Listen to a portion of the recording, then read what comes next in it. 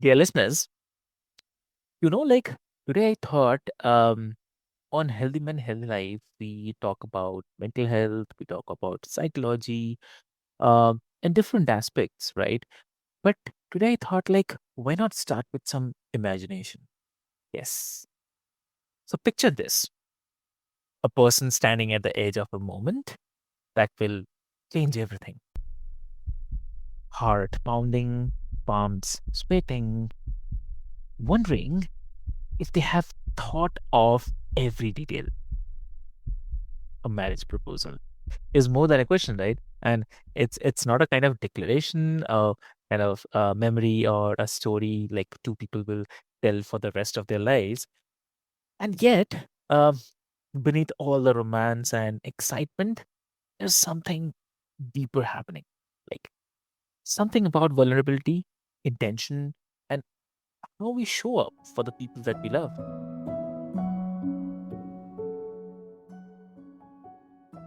So, hey, dear listeners, welcome back to another powerful episode of Healthy Mind, Healthy Life. I'm your host, Avik, and this is where we explore the everyday moments that shape our mental and emotional well-being.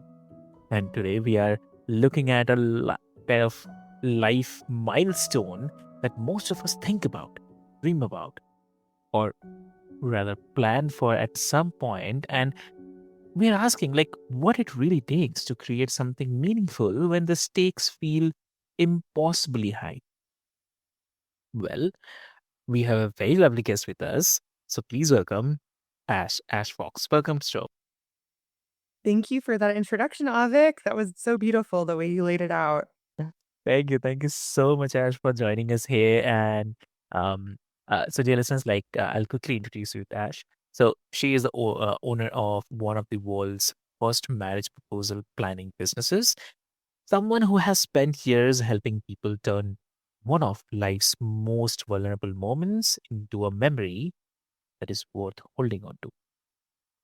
So, why to wait? Let's get started. Welcome to the show again. Thank you, Avik. I love the way you put that. It is a memory worth holding on to for sure. Exactly, exactly. And Ash, like most people think a great proposal is all about a kind of grand gesture, the surprise, the perfect setting. Uh, so what do you think? I mean, what is the biggest misconception here that you see when someone starts planning a proposal? So I guess the misconception is that I think from the outside, when people hear what I do and they hear, I plan proposals for a living, and most people are like, whoa, I've never heard of that career before. What kind of job is that? That's so interesting. And some people might think, and that's totally fine to think this, but some people are thinking like, why would you need help planning your own marriage proposal? Like, and some people might have a little judgment thinking like, oh, this is getting so out of hand that people want to do these extravagant things, right? When it's really just about two people who love each other coming together, making a commitment and moving forward with their lives, right? And the marriage is what matters, not just like this, shiny, cool one moment of your life, right? And so I totally get that. I get where people are coming from with that. And I think sometimes there's a, I think sometimes people just you have to remember there's all kinds of people, right? And there's all kinds of needs that people have. And so I will just tell you, Avik, I did not know this was a need until the need found me. The people were finding me needing help with this, right? Like I didn't even know it was something that people needed help with. But they started coming to me and I became, over time became an expert after 15 years. I've been doing this. And so what I'll tell you is I think that there are I think people have a misconception that it's all about just all the fluff, right? And it's not about the heart. But the truth of the matter is, for so many, and I work mostly with men, I work with women too, but mainly men. For so many men, it is about the heart. It's about showing their partner that they get them, that they know what kind of woman she is. They know what her desires are, what her dream proposal would be, and they want to make that vision a reality. So when it comes down to it, it actually is about starting this marriage off, showing their future wife that, hey, I love you. I know who you are, and I want to create a memory that you're going to want to talk about for the rest of your life, that you're going to get lit up about. And it really is about her. So, and that all said, Avik, not to go on a tangent, but Mm. there's absolutely people out there who might have concepts for proposal where it is more about their own ego, more about showing Mm. off to their friend group or thinking that they need to keep up with the Joneses in some way because of trends and things like that. But my goal is to really help my clients tune into what feels right to them and what's really right, what feels right as far as honoring the person they love the most. Exactly. Mhm. Very true. And so like so when someone comes to you focused only on the spectacle, so how do you guide them back to like what actually matters to them? So So the first part is, Avik, I come in when a client comes in the door, I trust them. I trust that they know they wanna marry this person, so I'm not, like, gonna question that, like, the fundamentals. Yeah. I trust that they have a sense of who their girlfriend is and what she would desire, what she would like. And also, I just wanna say, it's really important to me that my clients are doing something that's true for them. So I don't want my clients to feel like they're doing a proposal that doesn't feel who they are, Mm. and sometimes it is important to go a little out of your comfort zone. Like, for instance, there are some men who in relationship maybe aren't as like classically romantic. They might be romantic in certain aspects of the relationship, but they might not Mm. be the most like public displays of affection type of people, or they might not be the guy who shows up at the house with like 20 dozen roses.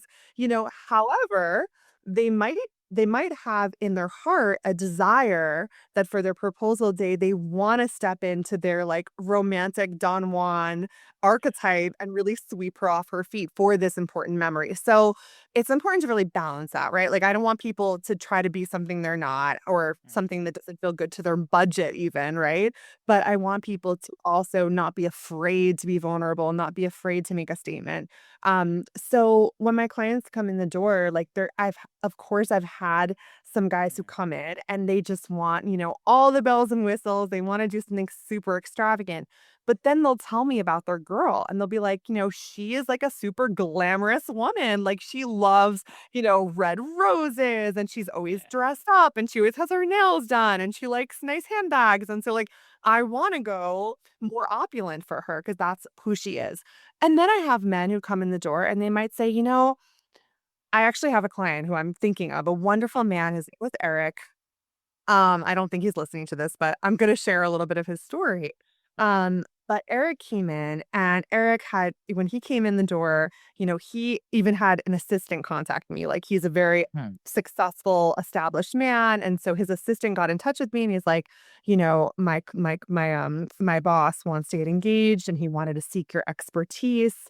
He's coming from Colombia and he really needs your help for his proposal in New York City. And so when I had my meeting with him, we talked and he's like, Ash, budget is no object for me. I can really go as over the top as I want to.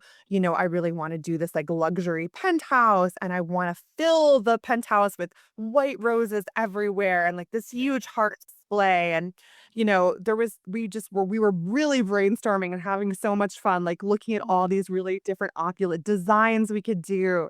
And I went to different hotels and was showing him and voice noting him and FaceTiming him from these places. Mm. And all of a sudden, we had everything almost set, and he came to me and said, "Ash, I had a revelation." He was like, "I really had to get quiet with myself, and what I realized is all of these big things that I wanna do, they're for me. It's because it's Mm. what I wanna do. It's what I like. And I wanna make this grand statement for her. But when I had to really think about it, she is a really understated woman. Like, she doesn't need all that or want all that. It's really I was making it about me, not her." And I was like, "Wow, that's so beautiful that you came to that." And I think he came to that, through the process that we do, because sometimes it takes really kind of creating your vision to realize like, maybe that's not what I want to do. And so yes, we always try to get back to, who are you? Who is she? And where can we find how can we create an experience that feels really authentic to your vision for this Mm. special day in your life? Extremely true. Extremely.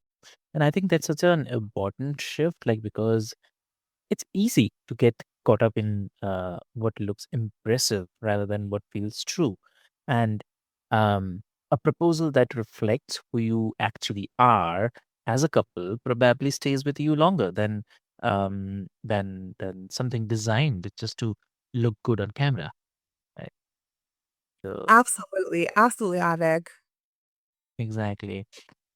And also, like, for someone who's thinking about proposing, or maybe even someone who's been proposed to, how does this moment show up in everyday life after that fact? Like, uh, does the way a proposal unfolds affect the relationship going forward? Like, Mm, that's really interesting. yeah. So I think yes, and I think no. I think it can absolutely be something that so I'll tell you this, Avik. Okay. I feel like life is short. Yeah. Life is short and life throws us curveballs. Life throws us lots of negative experiences. Like every single human is going to have their fair share of negative experiences. However, we have moments that we get to celebrate in life, beautiful moments, and we get to make them the best that we can make them. And so a proposal is one of those opportunities, and it's different than a wedding because a wedding if you really think about Mm. a wedding is very much about it's about celebrating the commitment of these 2 people coming together who love each other, but it's also about being witnessed by your friends, being witnessed by your family, being witnessed by the community surrounding you, and all of those people collectively supporting you making this next move in your life. Yeah. But the proposal is different because the proposal is really coming from, truly it's coming from both people that both people wanna be together, but it's really about one partner saying, Mm. "I'm gonna be vulnerable here and make this ask almost a ceremony about us, a ceremony for the 2 of us, Mm. a moment that we're going to like, they're really gonna ritualize this moment in a beautiful way to create a romantic memory." And in a marriage, the goal obviously is to like be together for the rest of your lives. Yeah. And like I said, life gives you lemons at Yeah. times. Life gives you unpleasant experiences. And so the more you get to fill up your bank of Mm. memories of beautiful, positive moments and experiences and stories that you're going to tell your grandchildren, that these stories are going to come up all the time. Like you might be at Mm. like a kid's birthday party and someone might ask you, how did you guys meet and how did you end up or it might even come up like Yeah. how did you get engaged? And you want your partner to be like, "Oh my gosh, do you want to tell the story? Like, I want to tell the story," and be like so excited to tell that story. And it just lights you up and also fills you with all of those positive emotions that were at the start of your relationship because we always hear it like marriage is hard work. We go through things in life together. Not every day is easy. You always have to come back to love and the truth of like, who is the person I married? Like, why did I fall in love with them? So when you have a beautiful proposal moment to draw on as this like romantic, incredible memory, Mm. I think it helps. I think it helps. And like I said, Right. it doesn't make or break a marriage, but it can only add in a positive way. Exactly. Exactly true. And wow, that's so lovely. Yeah, um and also what about when a proposal doesn't go as planned? Like, how do people make sense of that without letting it overshadow what the moment was really about? Absolutely. So you know what, Avik? You're so right. Like, so Hmm. within what I do, there's of course like men come to me from all over the world and they come to me like, sometimes people think like, oh, why aren't they doing it themselves? Well, Hmm. part of it is they are doing it. A lot of times, 50% of the men who work with me have an idea already and they just want me to execute it with my team and carry it out for them. And then the other half really come to me as an expert and are like, Ash, I need an idea. Can you help me? Like, what do you think would be the best for me to do? Let me tell you about my girl. And we go from there. Um, but what we okay, oh my gosh, Avik, I lost sorry, I lost the question. I was answering it, and then I, like, lost it. What he go what do we I'm sorry, I came back to it. What do we do when things don't go according to plan? Okay, Exactly. so Yeah. my clients come to me thinking, like, I need help with the plan, right? Like, let me create the best plan possible and get Ash's expertise to help me carry this plan through. And that's a big part of what I do. So at the start of working with a client, they come in the door and we have a planning session over Zoom, kind of like Mm. this, where we look at pictures together. I show them different kind of packages and things we've done for other people. And we figure out what would be best, like the best location. And then from there, we think of what would be the best strategy, what would be the best decoy to really just Mm. shock or surprise her. I also give a lot of tips on like how to time your proposal, how to pace your proposal to elicit like the best reaction and all of that, like when to take out the ring, all these little things so that they feel really prepared and so that they feel really strong. And the goal of it is, with something as vulnerable as this, Mm. with something as emotionally charged as this, there's a lot of, there's stress that can come up. There's nerves that can come up. And so my goal is to really take a lot of that stress away by helping empower my guys with like great strategy and plans so that all they need to do is just follow the plan, show up, and propose. And that's my goal. Now, that being said, again, life is mysterious and magical, and we never know what's going to happen because sometimes crazy things happen. And so, a lot of my clients have a very big concern, and it's one of the most common questions I get on a weekly basis. Ash, what do I do if it rains? And I always tell my clients, I'm like, I would love nothing more than to control the weather. I wish I had that power, but I don't have the power to control the weather, and it is possible for it to rain. And so, sometimes it rains. And what I tell my clients is if we know in advance that it's going to rain, of course, we're going to make arrangements and work around it and try to change the time or try to change the date. But let's say we can't. Let's say there's like a crazy flash storm, can't do anything about it. We just do the best we can, and we embrace the moment, and we make the best of it, and I'm gonna tell you something so funny, Avik. Yeah. So many of my clients worry about rain because 'cause they're like, "Oh, her perfect hair is gonna get wet," or, "It's not gonna be as good for the pictures," or, "What happens if, like, the decorations get wet?" and things like that.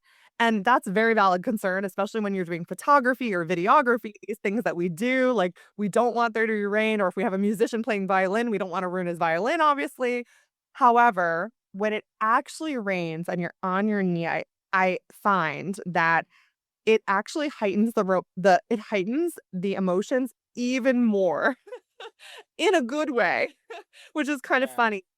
What I've noticed is whenever it rains, my clients' girlfriends, fiancés are they're just, like, crying. They're so emotional. It's like, it almost creates this extra power of, like, the elements, right? Like, the rain coming Yeah. down.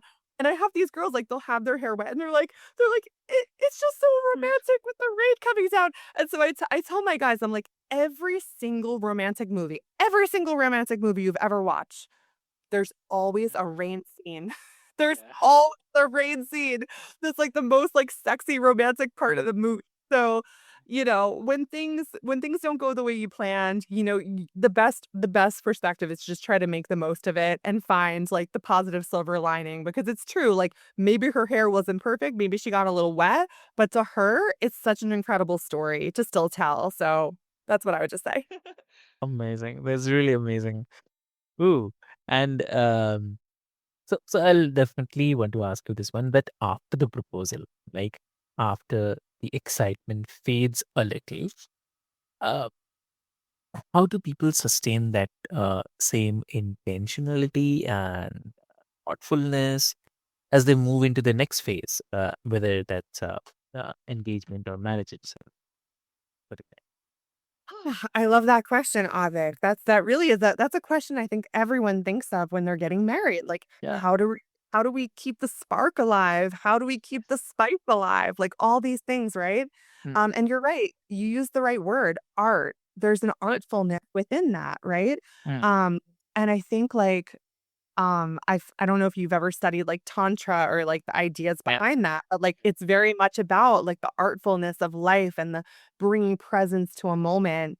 to create a life that's juicy and exciting, like even in the mundane moments. So I think that it definitely takes intentionality and it takes really coming together as a couple with Yeah. being clear on what you want this relationship to be and both people really giving it Mm. choosing someone who you know is going to give what you're going to give, right? Like who puts as much in as you put in.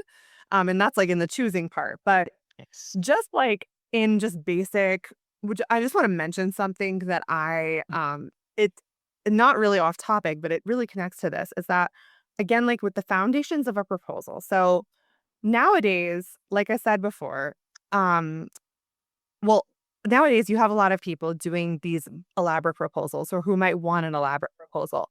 And a lot of times what sometimes comes with that is people want again to be witnessed. They want people Mm. watching or seeing it, like their friends and family. And what I try to tell my clients, like while I'm not against that, I think that that's totally fine if it's really important to you to have friends and family or if you're very young and you have family that's like you almost feel like you can't get Mm. out of the pressure that they're putting on you to be there. I've had some clients in that position before. What I really encourage my clients is number one, when I have a call with a client, sometimes he'll be like, hey, my mom wants to come on the call, or my sister's going to be on the call with me. And I tell them, you know what? Hey, I'm like, whatever his name is, like, hey, Brandon, I just want to tell you that I personally like to do these calls one on one. And there's a reason. The reason is I want to make sure that whatever we come up with is really coming from you and feels good to you. And I don't want you to feel pressure even from the people who love you the most, and trust me, I know they love you so much, and I know they have Mm. such good intentions, but I just wanna make sure that this really is in your integrity and feels good for you, everything you decide to do. So, that said, I do encourage my clients, I tell them, "You can absolutely do a proposal with friends and family watching, Mm. but it's gonna be an entirely different experience than one-to-one with your partner."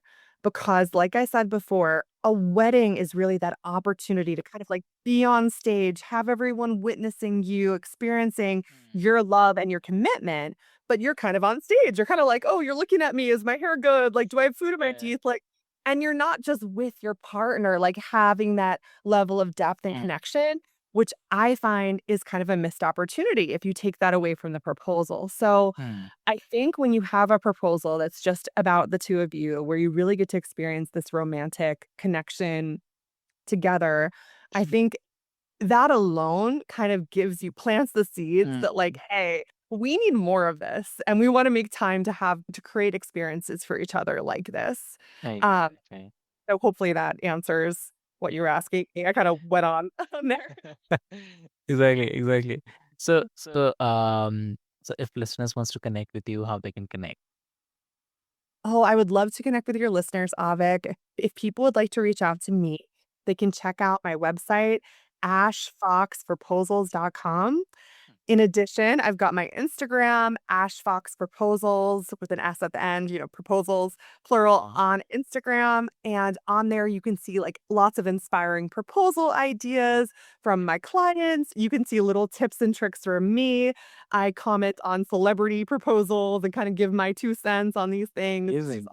It's a lot of fun on there. Nice. So, and if they want to say hi or reach out, welcome to DM me.